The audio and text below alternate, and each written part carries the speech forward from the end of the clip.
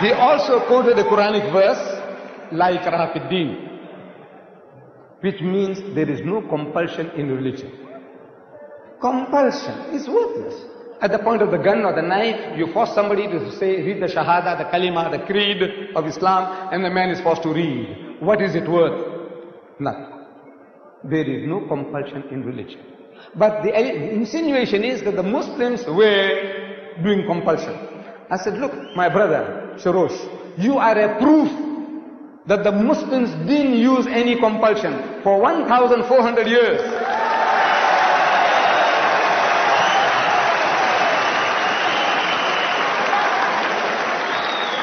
For 1,400 years, you and your other Christians, whom you now say number 14 million, they lived in our midst.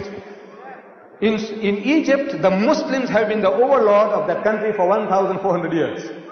For a few years, the French came, for a few years, the British came, but overall for 1,400 years, the Muslim has been ruling that land. And yet, today, you can boast there are 10 million Coptic Christians in Egypt. If there was compulsion of any kind, there would not have been a single Christian left in the country.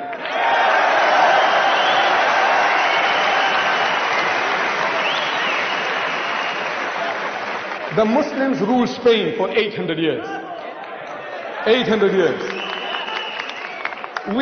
Because we failed to deliver the message, we were kicked out. We were kicked out. Shame on us. We didn't fulfill our obligations. But if they had used any type of force, even economic force, for 800 years, there would not have been a single Christian left in the country.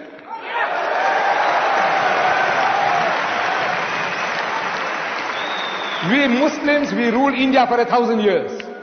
But after 1,000 years of Muslim rule, eventually when partition takes place, the Muslim gets 1/4, the Hindu gets 3/4. Why? Because we didn't do the job. We didn't use any compulsion.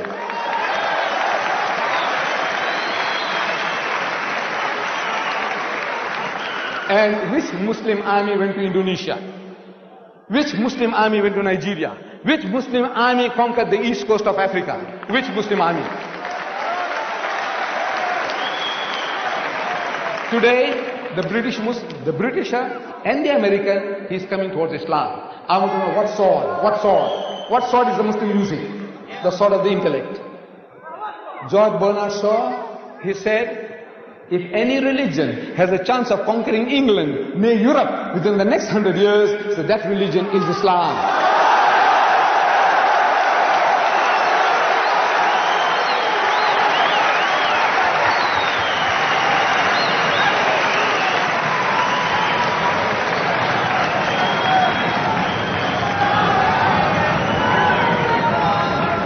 Look,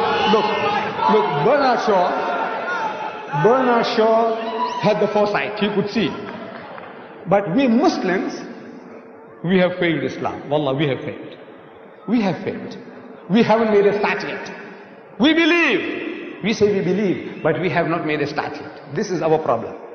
The destiny is ours. Wallah, it is ours. Allah says, لِيُزْهِرَهُ عَلَى الدِّينِ كُلِّهِ. He has given you a deen, a way of life that is the master, overcome and supersede them all, bulldoze them all, whether it be Hinduism, Buddhism, Christianism, Communism, Judaism, every ism.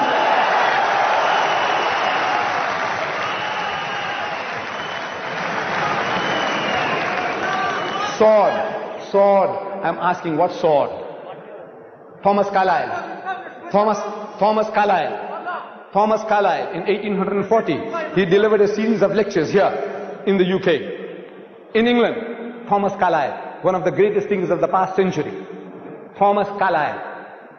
And he says, the sword. He said, the sword indeed.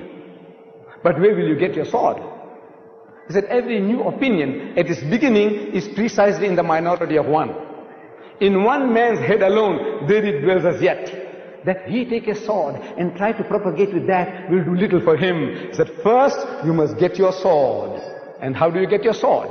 Through the intellect, through reasoning, Ud'u ila sabili rabbika bil hikmati. Allah says, invite all to the ways of thy Lord with wisdom, the sword of the intellect of wisdom. Wal maw'izatil hasanati, and with beautiful preaching. Wajadilhum billati ahsan, and reason with them in the ways that are best and most gracious. This is the sword.